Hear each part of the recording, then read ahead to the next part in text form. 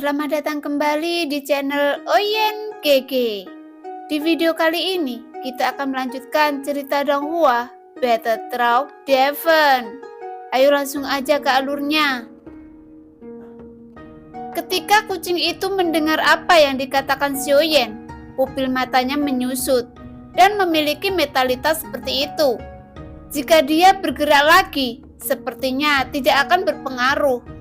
Setidaknya dia akan merasa sangat membosankan. Kenapa Anda sangat membosankan? Dan saya akan menunggu Anda ketika Anda menjadi lebih kuat.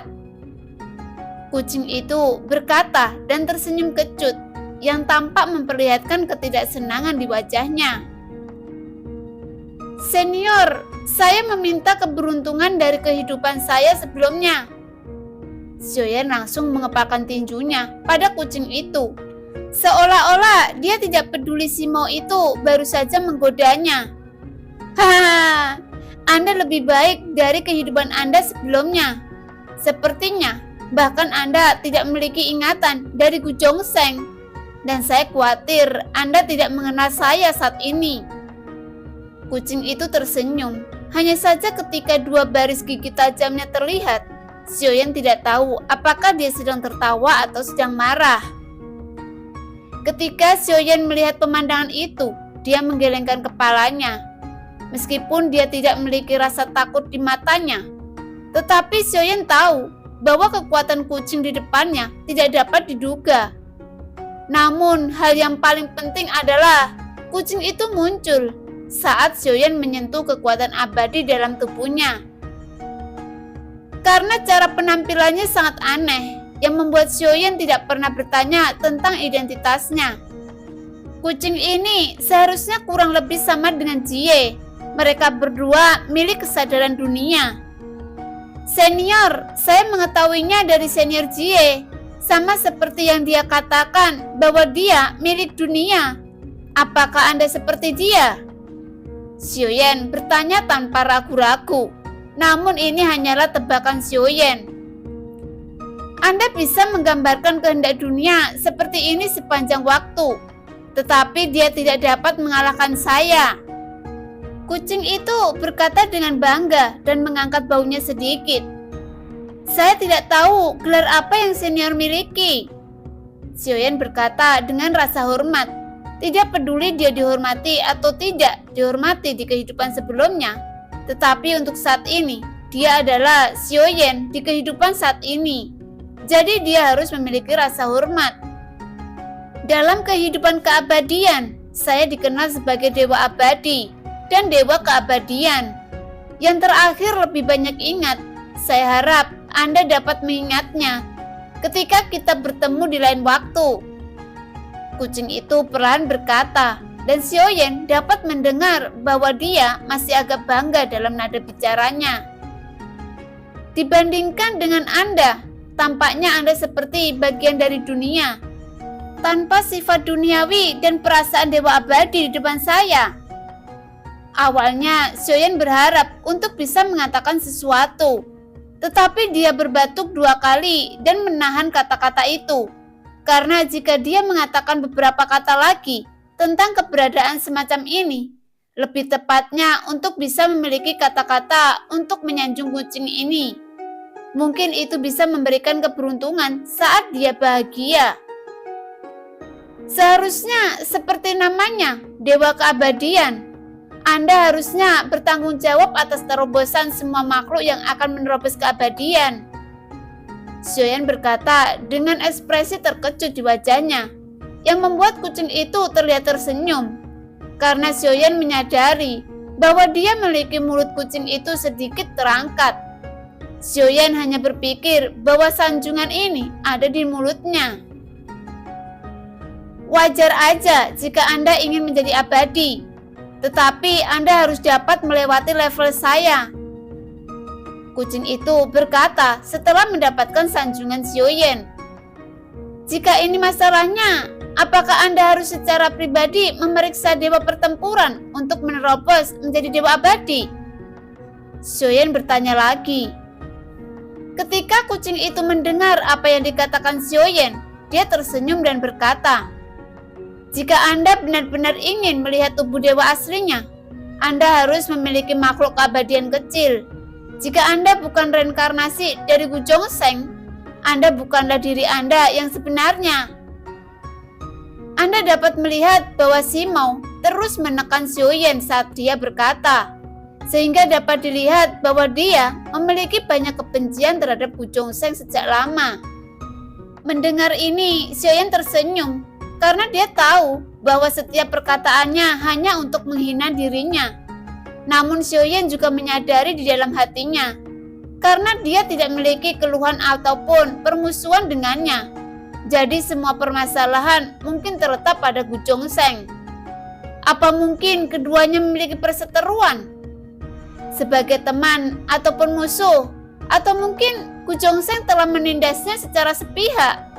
Tetapi sepertinya alasan yang terakhir yang lebih masuk akal. Namun hal yang paling penting mengejutkan Xiaoyan adalah bagaimana bisa Dewa Abadi ini memiliki keberadaan yang tak terhitung. Seperti kehendak dunia, bisa dia kalahkan oleh Gujongseng. Apakah dia begitu kuat sehingga dapat mengalahkannya? Xiaoyan penasaran dengan masalah ini, tetapi dia tidak mau mengatakannya. Karena apa yang dipikirkan Xiaoyan untuk sekarang adalah bagaimana dia bisa mendapatkan beberapa manfaat dari Dewa Abadi ini. Ini mungkin kehormatan buat saya karena bisa melihat Dewa Abadi yang legendaris. Tetapi saya berharap suatu hari nanti saya dapat bertarung melawan Dewa Abadi. Namun untuk saat ini, pertumbuhan kekuatan saya terlalu lambat dan saya tidak tahu harus bagaimana membuat diri saya menjadi lebih kuat dengan cepat. Dan saya juga ingin mempelajari seberapa kuat metode yang dimiliki Dewa Abadi. Pada saat ini, Xiaoyan membujuk dan menipu dalam setiap kata satu demi satu kepada Dewa Abadi, yang membuat Dewa Abadi tampaknya sangat senang mendengarkan sanjungan Xiaoyan. Saya benar-benar tidak pernah mengharapkannya. Hari ini Anda menyanjung saya, yang membuat saya merasa bahagia, karena untuk waktu yang lama saya tidak pernah merasakannya. Jika Anda menginginkan keberuntungan, maka saya akan memberi Anda keberuntungan.